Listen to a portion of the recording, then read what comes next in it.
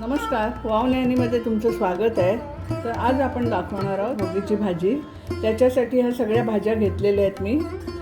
भोगीची भाजी खूप पौष्टिक असते आणि त्यासाठी सर्व ह्या प्रकारच्या भाज्या घालायच्या असतात. त्याच्यात आपल्याला जेवढ्या मिळतील तेवढ्या आपण घालायच्या. तर चला आता आपण सुरू करूया रेसिपीला. चला आता आपण भोगीच्या भाजीची तयारी करून घेतलेली आहे. इथे मी सगळे दाणे काढून घेतले. त्याच्यामध्ये आहे तूर, शेंगदाणे आपले, वाटाणे आणि वालाचे दाणे, असे सर्व हे दाणे आहेत. हा पातीचा कांदा आहे, गाजर आहे, हा घेवडा आहे, कांदा, टॉमॅटो आणि हा कढीपत्ता फोडणीसाठी घेतला आहे आणि ह्या 2 मिरच्या घेतल्यात हिरव्या. आणि हे बघा वांग आणि बटाटा हे मी पाण्यात ठेवले काळं नको पडायला म्हणून.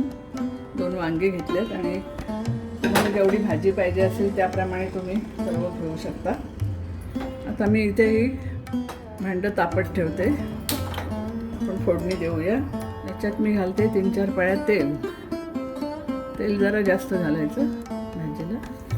ह्या भाज्यांमध्ये आपल्याला काय भाज्या मिळतील त्या घालायच्या, असं काही नाही. तेल तापलेलं आहे. आता ह्याच्यात आपण मोहरी टाकून घेऊया, अर्धा चमचा जिरं टाकून घेऊया, 3-4 पाकळ्या मी लसूण कापून घेतला आहे हा टाकते. त्यामध्ये टाकते हिंग मी पाव चमचा आणि कढीपत्ता टाकते. फोडणी चांगली झालेली आहे. एक कांदा घेतला आहे मी कापून बारीक, फोडणी घालते.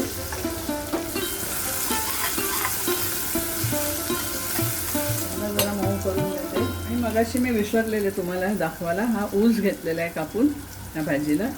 कांदा आपला नरम होत आलेला आहे. आपण टोमॅटो टाकूया. एक घेतले टोमॅटो मी. थोडंसं मीठ घालून घेऊया म्हणजे आपलं पटकन हे मऊ होईल कांदा आणि टोमॅटो. आलं आणि लसूण वाटण थोडंसं घालते पाव चमचा आणि ह्याचा कचवटपणा जाई परत आपण चांगलं परतून घेऊया. आता आपलं कांदा आणि टोमॅटो झालेलं आहे. आलं लसूण पण पाव चमचा मी हळद घालते. धणा आणि जिरा पावडर आहे एकत्र 1 चमचा साधारण, छोटा चमचा. कांदा लसूण मसाला घालते. हा एक तवा तत्व म्हणून माझ्याकडे मसाला आहे. थोडीशी मिरची पावडर टाकते भाजीला कलर येण्यासाठी. या छोट्या चमच्याने सगळं घातलेलं आहे मी. हे चांगले परतून घेते. थोडं मी झाकण देऊन घेते ह्याच्यावर. आपले मसाले चांगले परतून झालेले आहेत.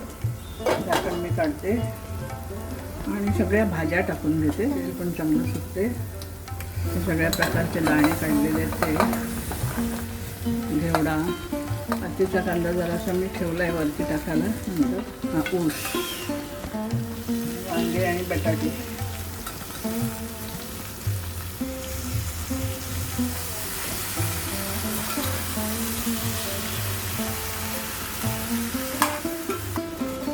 आता मी चांगली परतून घेतलेली आहे भाजी. बघा आपल्या मसाल्याचं सगळं भाजीला कोटिंग झालेलं आहे.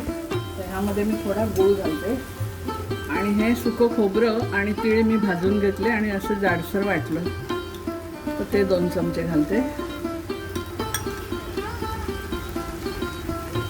थोडंसं मीठ घालते, मग असं थोडं टाकलेलं.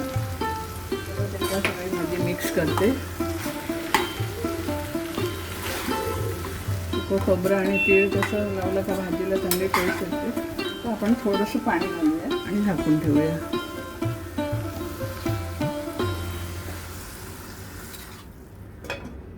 चला आपण एकदा उघडून बघूया. शिजायला जरा वेळ आहे, जरा घाटूया आपण. आणि मैत्रिणींनो, तुम्हाला हा माझा व्हिडिओ आवडला तर तुम्ही मला लाईक करा, शेअर करा, सबस्क्राईब करा आणि बेल आयकॉनवर प्रेस करा म्हणजे माझे नवीन व्हिडिओ तुम्हाला येतील. हे अगदी लक्षात ठेवा. ते बघा वरून जरा मी कोथिंबीर घालते आणखी आणि परत जरा झाकून ठेवते. तर चला आता आपली भाजी शिजलेली आहे तशी.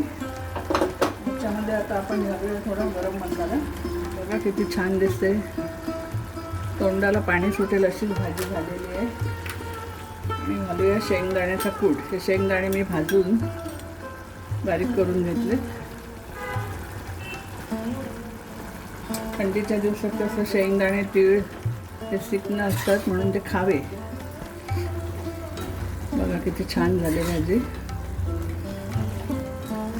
बटाटा पण झालेला आहे, वांग पण शिजलेलं आहे.